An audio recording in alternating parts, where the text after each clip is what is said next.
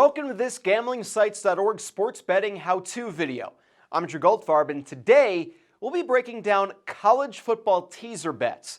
Whether you're betting on football, baseball, basketball, hockey, or anything else, make sure to check out gamblingsites.org for all of your sports betting needs.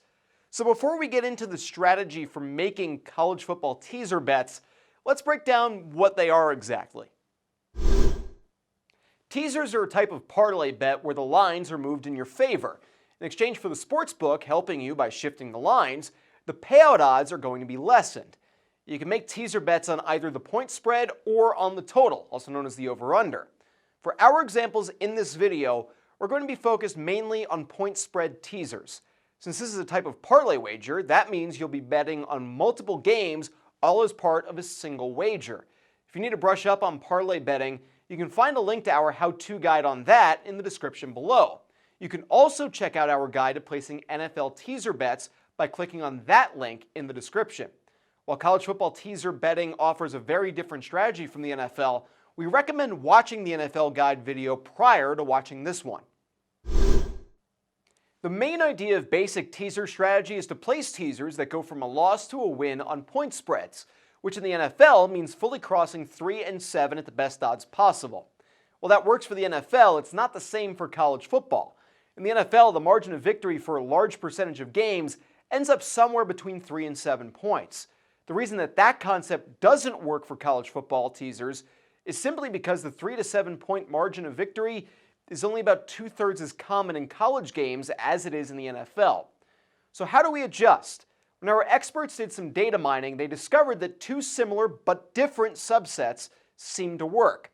The first subset is betting underdogs that are in the plus 1.5 to plus 2.5 range, where the betting total is less than 47.5. Second subset is betting favorites in the minus 7.5 to minus 8.5 range, where the betting total is less than 47.5. The difference here is key, as it's the addition of a totals cap that helps make the increase in cover rate potentially profitable. The idea is that games with a lower amount of projected scoring may be less volatile with margin of victory. We do want to point out that data mining, like what was used to create those subsets, can be dangerous when it's taken as a sure thing. The sample sizes used to determine these numbers are not and cannot be big enough to avoid potentially large swings based on year-to-year results and statistics. There is an entire section in our article on college football teasers dedicated to this on our website, and I'd recommend that you check that out. The link to that is in the description. If you really want to beat college football teasers, then a better method for the favorites starts with removing VIG from the money line. There's going to be a significant amount of math involved here and a lot of numbers, so feel free to pause, rewind, and review if you need to. There's a no-VIG calculator on our website that we'll be using to help with calculating the no-VIG odds. Let's use a hypothetical game between Ohio State and Michigan as an example. Here, OSU is favored to win by 8 points, with each team at the standard minus 110 odds. The money line, meanwhile, shows the Buckeyes at minus 310 and the Wolverines at plus 280. Using our no-VIG calculator, we find the no-VIG money line is minus 287.27, which has a no-VIG win probability of 74.18%. That tells us the market is giving Ohio State that percentage chance of winning. From here, we look back to the point spread. Ohio State's spread was minus 8, so in our 6-point teaser, we'd have them at minus 2.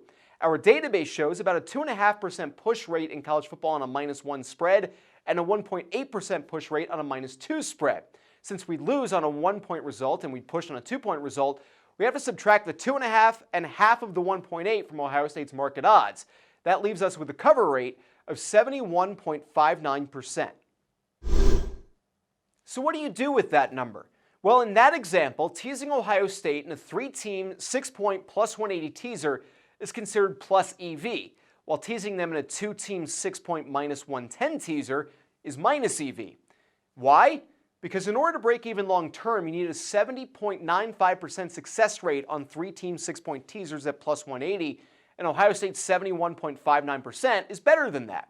But for 2-team, 6-point teasers at minus 110, your success rate has to be 72.37% to break even, and the Buckeyes fall short in that regard. Betting on teasers is a pretty advanced technique, and you should make sure you fully understand them before attempting to place your first teaser wagers. Make sure to read our articles on NFL teasers and college football teasers as well for more information so that you have the best and most thorough understanding possible before heading to your sportsbook or online betting site. That'll do it for our college football teasers guide. Be sure to like, share, and subscribe, and keep checking out gamblingsites.org for even more picks, tips, and of course how-to guides like this one. I'm Drew Goldfarb. Thanks so much for watching. See you next time.